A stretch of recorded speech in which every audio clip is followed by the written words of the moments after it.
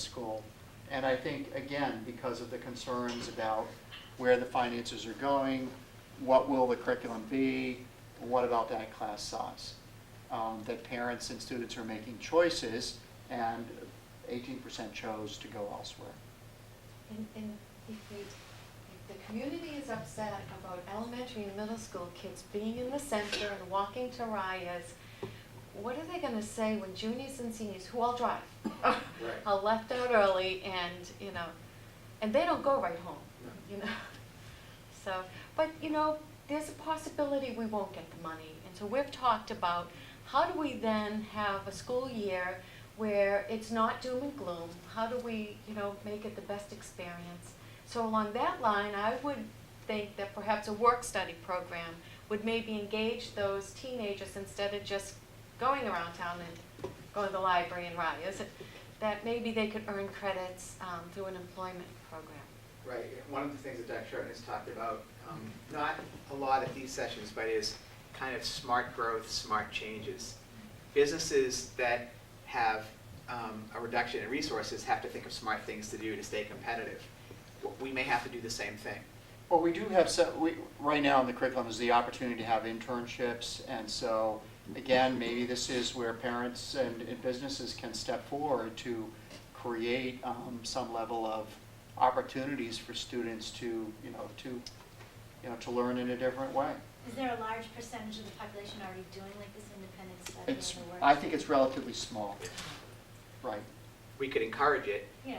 But if you encourage that, I think it's going to require staff to counsel You read those. my mind. Because you can't set kids up on independent study without. It's not necessarily in my view, we do have a variety, Ed, please jump in, a variety of course offerings for the students. It keeps coming down to personnel. Because we have varied options for them, but we don't necessarily have the personnel to put in place to make the courses as most effective as possible and to offer them all at the same time. Right, I was going to say, we have a great course book, but my daughter's a sophomore, and she was saying, oh, I'm wondering what the electives are going to be next year. And I'm like, oh, look at this great, she said, Dad, I don't think they have all those courses at the school, because I don't, and I guess, Ed, I mean. We have plenty of courses that exist, that have been created over the years, that have been written up, and somebody's got a syllabus for the course, and we aren't able to offer it. Right. Various art courses, you mentioned creative writing, there's other creative writing classes. There are other electives in the arts that we aren't able to offer. There are expanded fine art classes, expanded music classes, expanded theater classes that have been designed, and we can't offer them. Right. Additional language classes, we just don't have the personnel to do it. I'm seeing the quality of the coursework that's being offered going downhill as well. I'm a parent of a senior as well, and I think if we end up cutting back on their coursework, they're looking for students that are challenging themselves and taking the most difficult courses they can and taking a full course. So if they can't even get the courses, that's a negative. They're not going to get into the school. And then the courses they're taking, we have a terrible passing rate on any of our AP courses right now. It's kind of a joke. Yes, so and that is the AP is it's really upsetting that even the things that we are funding are coming off so poorly in the quality of the teaching. And I'm finding the elementary school is getting worse and worse. It's becoming more, because of the class size, it's disciplinary and there's no private attention. And I think we're going to see these scores take a real nosedive in the next couple of years. That's a Well, huge some of concern. that- That's a huge concern of I ours. feel is that quality's going yes. down. Some as of well. that would be under curriculum support. If you feel that, an AP class is, the If teachers. nobody's passing it, they don't get the college credit. Why are Right. we spending the money on it? And I was really surprised to hear you say that 10% of the budget comes from fees, which every year those fees are going up. So yes, people say they don't want to spend the extra tax on the budget, but so then we get the fee. So if you're a parent, you're going to pay that fee. And then on top of that fee, every week a letter comes home. Can you send in tissues? Can you Right. send in wipes? Right. Yeah. It's just so disheartening. We have so many families that are spending well over $1,000 a year in fees, especially if you have kids in high school playing athletics. Yeah. You're spending way over $1,000 and you don't get anything. There's no tax deduction. Right, It's I'd just- rather have the tax. personally, I'd rather pay the taxes too. When you hear your trash fees going up. Right, Yeah. exactly. It is. We're becoming a pay-as-you-go society, which isn't the way things were designed to be Right. back when they They're said, supposed here, to we'll have a town and we'll have taxes. Get a basic Right. education was supposed to be It a was supposed to be right part of at it. home. It's not. But that's part of the struggle is, you know, when the quality, when the resources constantly aren't available, I don't think there's any avoiding the quality being hurt. I don't know if you disagree with that, but No. at some And that's why we're point, going to private schools, that's. Right, that's why you see 18%. That's 18%. gonna be 20 next year. Right. And, you know, and people might sit there and say, well, that's good, we don't have to spend it. No, that Yeah. says a lot negatively about your school system when, if you Your have house 18 to values 20% go going to, right. Well, when parents that can't afford it are taking their kids that can make it into the private school, you know, where's the mix in the class? Right. You know, where's the give and take that kids share? And they learn off each other, and they grow as, you know, their community of students. And you water that down. Jeff, did you have a question earlier? I think it was answered. Okay. I just had a question about collaborating with like Linfield High School on like some of these AP courses and things. I know it was talked about a long time ago, I don't know. I We just- I we just have, know. 2 years ago, we worked with a number of communities to establish a program at the University of Lowell, the Teams Academy. It's technology, engineering, and math and science. And that program is up and running. We are transporting one student. I think we had 3 apply, and 3 got in, actually. And it's to set high challenge courses and provide high challenge opportunities for students. So that's one way. But again, it takes, I know Pam and I were very much involved in trying to set that up, but it's just another example of the limitations of somebody's got to get everyone together to make this work. We have had some discussions with Linfield about, you know, particularly around the advanced placement, but it comes down to questions about, do you want, even with the Teams Academy, transporting a student to another location for a morning and then bringing them back here, or transporting them to that other location for the entire, the entire day, all week, five days a week. So that oftentimes it comes down to the mechanical issues around that. So the other way that we're looking to, particularly with advanced placement, is can we access courses for students online? Because many of these AP courses can be done online. And we have one right now. Which one is that? That's the, It's actually coincidentally the same one going to the Teams Academy. Right. Is taking an AP Physics online. right.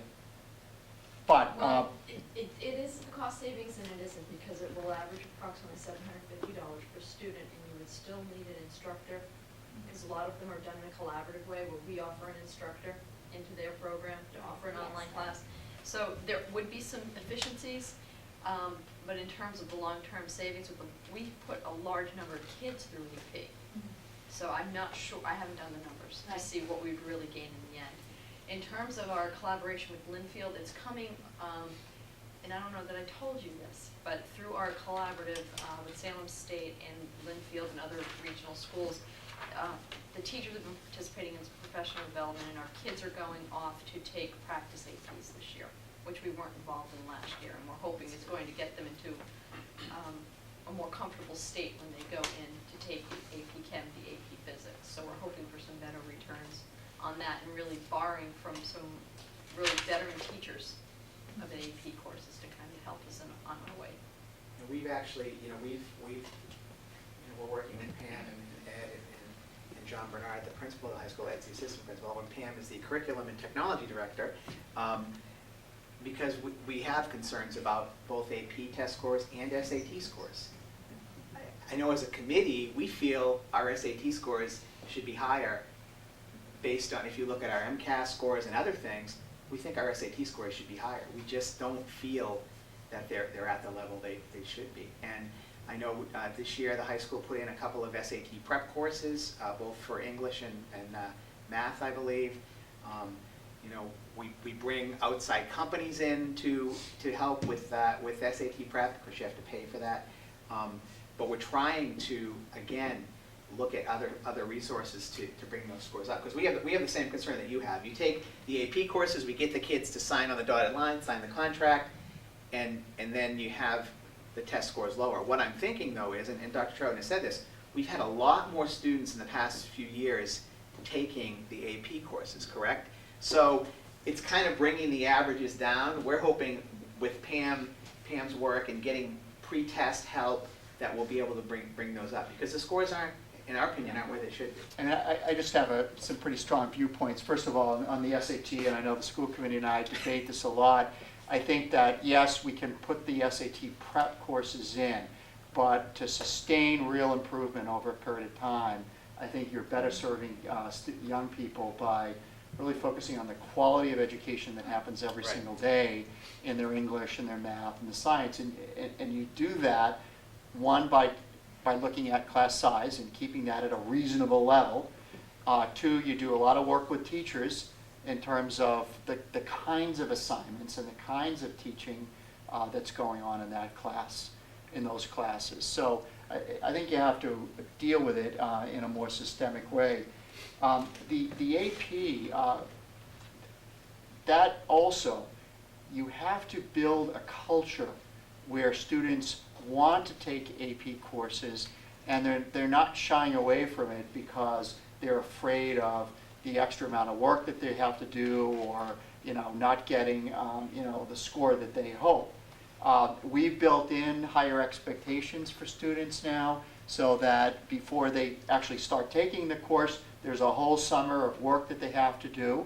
And I think that there's a better acceptance of that if you're going to come into this program, you're going to be working, just the quality of the work is going to be at a higher level. And so the more you do that, and the more you infuse that kind of culture within the school, students will want to participate.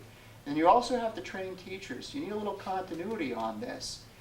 We send our teachers out to the week-long institutes that are offered by the College Board so that they can work with other teachers who are teaching an advanced placement course, and then bring back their knowledge back to North Reading.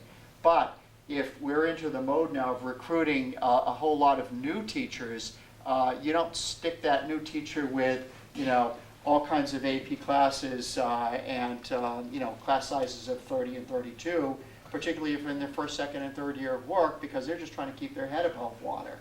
So it's a complicated issue. I do want to recognize Pam Bodwin. She's our Director of